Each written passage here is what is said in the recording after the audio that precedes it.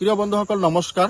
মই আহি উপস্থিত হৈছোঁ মহাবাহু ব্ৰহ্মপুত্ৰৰ একেবাৰে মাজত চৰ্চাপুৰীত যিখিনি আমাৰ সংখ্যালঘু মিয়া মুছলমানসকল থাকে, তেওঁলোকে কেনেকৈ খেতি কৰে, তেওঁলোকৰ জীৱন প্ৰণালী, তেওঁলোকে কেনেকৈ জীয়াই থাকে, কিয় মহাবাহু ব্ৰহ্মপুত্ৰৰ চৰ্চাপুৰীৰ মাজত থাকিব লগা হয় আৰু কিয় থাকে, এই গোটেই কথাখিনি বা দৃশ্যাৱলী আপোনালোকক দেখুৱাৰ কাৰণে একেবাৰে মহাবাহু ব্ৰহ্মপুত্ৰৰ মাজত আহি থিয় হৈছোঁ। আপোনালোকক প্ৰথমে আমি ধান খেতি, তেওঁলোকে যে এই ছিজনত যে তেওঁলোকে কিমান ধুনীয়াকৈ ধান খেতি কৰিছে আৰু ধান খেতিবোৰ কিমান ধুনীয়া হৈছে সেই কথাখিনি আপোনালোকক দেখুৱাবলৈ যত্ন কৰি আছোঁ। ইয়াত চাই আছে আপোনালোকে আমাৰ মহাবাহু ব্ৰহ্মপুত্ৰৰ মাজৰ চৰ্চাপুৰীবিলাকত কিমান ধুনীয়াকৈ তেওঁলোকে আমাৰ কৃষকসকলে, আমাৰ মহান যিসকল কৃষক তেওঁলোকে ধান খেতি কৰিছে আৰু বহু কেইবিধৰ খেতি তেওঁলোকে কৰে। সেই খেতিৰ দৃশ্যাৱলী আপোনালোকক দেখুৱাবলৈ লৈছোঁ। ইয়াত চাওক জলকীয়াৰ খেতি তেওঁলোকে কিমান ধুনীয়াকৈ কৰিছে, বিঘাই বিঘা তেওঁলোকে জলকীয়া খেতি কৰিছে। একেবাৰে বিজ্ঞানসন্মতভাৱে কিন্তু তেওঁলোকে এই খেতি কৰিছে আৰু কিমান ধুনীয়া জলকীয়া লাগিছে, ইমান ধুনীয়াকৈ লাগিছে। বহু টকা তেওঁলোকে ইয়াৰ পৰা এটা ব্যৱসায় বা তেওঁলোকে এটা আয় উপাৰ্জন কৰিব পাৰিব। আৰু এই হিচাপতে আপোনালোকক এটা কথা কৈ থওঁ যে মিয়াসকলক সঘনাই তুচ্ছ তাচ্ছিল্য কৰা হয়। সেই শীত তাপ নিয়ন্ত্ৰিত কক্ষত বহি পেলাই একাংশ ব্যক্তিয়ে কিন্তু মিয়াসকলক তুচ্ছ তাচ্ছিল্য কৰে। সেইসকল ব্যক্তিক ক'ব বিচাৰিছোঁ যে আপোনালোকে যি খাইছে, ৰাতিপুৱাৰ ভাগত ঘৰৰ পৰা খাই পেলাই ওলাইছে, সেইখিনি মিয়াৰ অৱদান খাইছে। বজাৰত যি শাক পাচলি পাইছে সেয়া মিয়াৰ অৱদান। বজাৰত যি মাছ, গাখীৰ, দৈ এইবোৰ যে পাইছে সেইবোৰ কিন্তু মিয়াৰ অৱদান। এই কথাখিনি এই কাৰণেই কৈছোঁ, শীত তাপ নিয়ন্ত্ৰিত কক্ষত বহি সঘনাই কিন্তু মিয়াসকলক তুচ্ছ তাচ্ছিল্য কৰা হয়। সেইকাৰণে ক'ব বিচাৰিছোঁ আপোনালোকক যে মিয়াসকল কিমান পৰিশ্ৰমী, মিয়াসকল কিমান কঠোৰ পৰিশ্ৰম কৰে, তেওঁলোকে কিমান কষ্টৰে সেই খেতিখিনি কৰে। এই চৰ্চাপুৰীত বানপানীৰ সময়ত তেওঁলোকে জীয়াতু ভুগি জীৱন মৰণৰ যুঁজৰ লগত যুদ্ধ কৰি পেলাই তেওঁলোকে জীয়াই আছে আৰু তেওঁলোকে এই খেতিখিনি কৰে। এতিয়া চাওক আপোনালোকে চাই আছে তিচি বুলি যি কোৱা হয় গুজি তিল, সেই গুজি তিলৰ দৃশ্যাংশ আপোনালোকক দেখুৱাবলৈ লৈছোঁ। ইয়াত চাওক গুজি তিলৰ দৃশ্য কিমান ধুনীয়া। গুজি তিল ফলিছে মহাবাহু ব্ৰহ্মপুত্ৰৰ একেবাৰে মাজত। বিভিন্ন ধৰণৰ খেতিবিলাক কিন্তু আপোনালোকৰ ছাইডৰ স্ক্ৰীণত যে আছে আপোনালোকে চাই আছে, সেয়া কিন্তু সম্পূৰ্ণ মিয়াসকলে একেবাৰে মহাবাহু ব্ৰহ্মপুত্ৰৰ মাজত আমাৰ মিয়া মানুহখিনিয়ে এনেকৈ খেতি কৰে। আৰু মিয়া মানুহখিনি খেতি কৰাৰ স্বাৰ্থত, খেতি তেওঁলোকে ভাল পায়, খেতি তেওঁলোকৰ পেশা, খেতি তেওঁলোকৰ জীৱন, খেতিয়ে তেওঁলোকৰ মৰণ। গতিকে খেতি কৰাৰ স্বাৰ্থত তেওঁলোকে কিন্তু এই মিয়া মানুহখিনি এই মহাবাহু ব্ৰহ্মপুত্ৰৰ মাজত তেওঁলোকে থাকে। মই যি স্থানত থিয় হৈছোঁ এয়া হৈছে ধুবুৰী জিলা আৰু গোৱালপাৰা জিলাৰ সীমান্তৱৰ্তী এটা কৰাইকান্দি চৰ বুলি আছে মহাবাহু ব্ৰহ্মপুত্ৰৰ মাজত। আপোনালোকে নিশ্চয়কৈ চাইছে, সিদিনাখন তেওঁলোকে হয়তো ইয়ালৈ আহিছে, কিমান ধুনীয়াকৈ ঘৰ দুৱাৰ সাজি পেলাই একমাত্ৰ খেতি কৰাৰ স্বাৰ্থত কিন্তু তেওঁলোকে ইয়ালৈ আহিছে।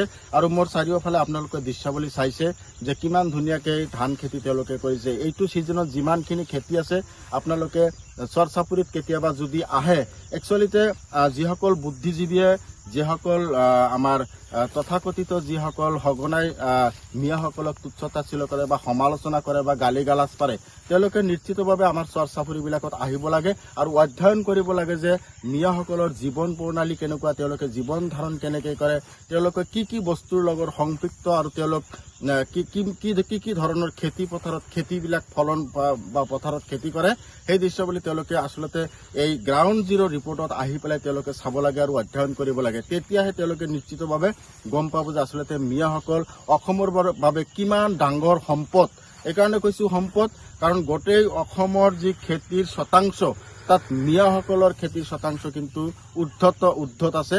কাৰণ মিয়াসকলে সকলো খেতি কৰাত পাৰ্গত, মিয়াসকল সকলো ধৰণৰ খেতি কৰাত পাৰ্গত আৰু ইমান ধুনীয়াকৈ খেতিবিলাক কৰে তেওঁলোকে। সঁচাকৈ নান্দনিক, সঁচাকৈ ভাল লগা, সঁচাকৈ শলাগ ল'বলগীয়া।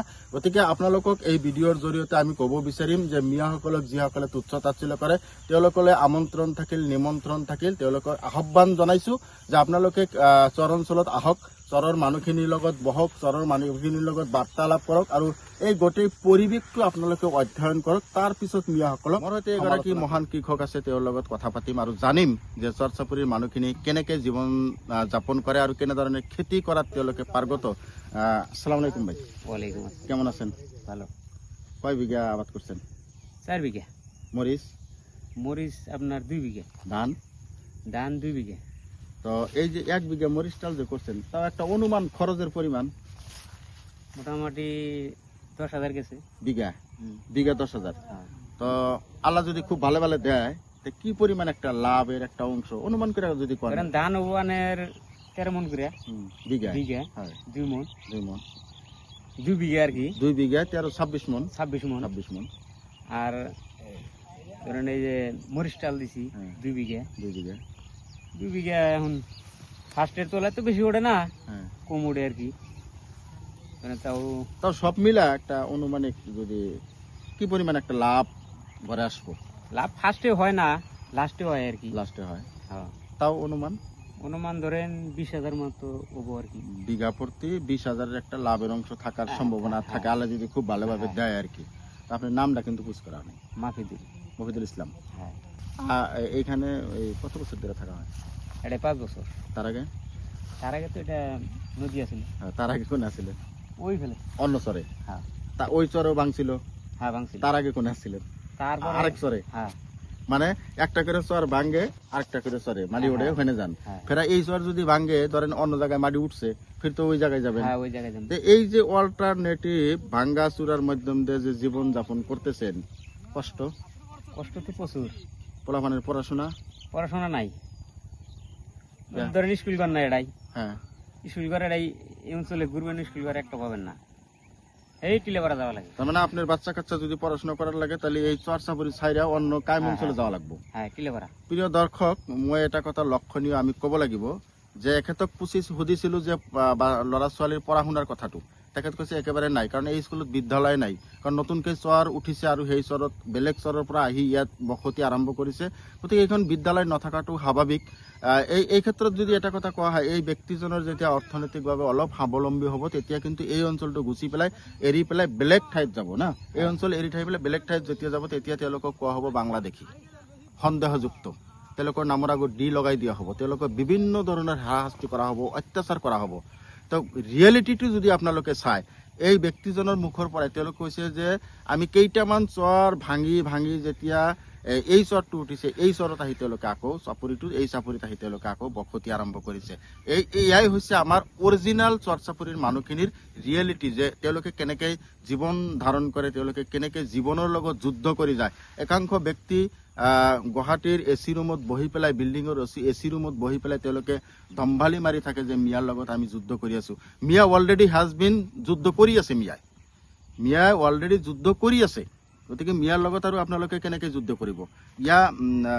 জলকীয়া খেতিৰ মাজত আহি এই দাদাৰ লগত কথা পাতিলোঁ, যিখিনি কথা আমি পাতিলোঁ তাৰ পৰাই গম পোৱা গ'ল এই গোটেই কথাখিনি। গতিকে আপোনালোকলৈ বিনম্ৰতাৰে অনুৰোধ জনাইছোঁ, আপোনালোকে চৰচাপৰিলৈ আহক, চৰচাপৰি অধ্যয়ন কৰক, চৰচাপৰি জৰীপ কৰক, চৰচাপৰিৰ মানুহখিনিক কেনেকৈ উন্নতৰ শিখৰলৈ লৈ যোৱা যায় সেই কথাখিনি আপোনালোকে চিন্তা কৰিলে অসমখন বেছি উন্নতৰ শিখৰলৈ যাব বা বেছি উন্নতি হ'ব।